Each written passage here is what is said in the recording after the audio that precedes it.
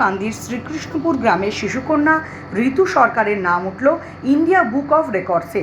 মাত্র 2 বছর 11 মাস বয়সে ঋতু সরকার এই অল্প বয়সেই বাংলা, হিন্দি ও ইংরেজি ভাষার 80টি কবিতা বলতে পারে। এছাড়াও সাধারণ জ্ঞানের উত্তরসহ 30 ধরনের শাকসবজি, 35 ধরনের ফলের নামও বলতে পারে এবং লিখতে পারে।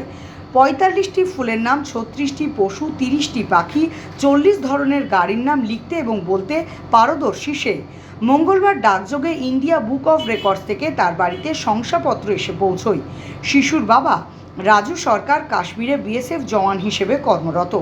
ঋতু সরকারের মা মধুশ্রী মোদক সরকার বলেন, মেয়ের এই সাফল্যে আমরা পরিবারের সকলেই খুব খুশি। যখন পড়াতাম বুঝতে পারিনি যে ওর মধ্যে এই প্রতিভাটা আছে, কিন্তু হঠাৎ করে একদিন দুপুরবেলা শুয়েছিলাম, তো ওর মতোই একটা বাচ্চা, ওর থেকে বেশি বয়স, সে কিন্তু ইন্ডিয়া বুক অফ রেকর্ডের নাম তুলেছে, কিন্তু সেও জানে, কিন্তু দেখলাম কয়েকটা, আমি দেখছি ও তো ওর থেকে বেশি কিছু জানে, তাহলে ওরটার জন্য একটু চেষ্টা করে দেখি। ওর বয়সটাও ছোট, সেই হিসেবে আমি আমার মাকে বললাম। এবার মা বলল, দেখ চেষ্টা করে। বিষয়গুলো সম্বন্ধে কতটা কেউই জানে না, তো আমি ওই কারণে চেষ্টা করলাম একবার। তারপরে ভাবলাম চেষ্টা করলেই তো আর হয় না, তো যাই হোক ও পেয়েছে, এখন তো ভালো লাগছে। ও খেলতে থাকে, আমি পড়তে থাকি।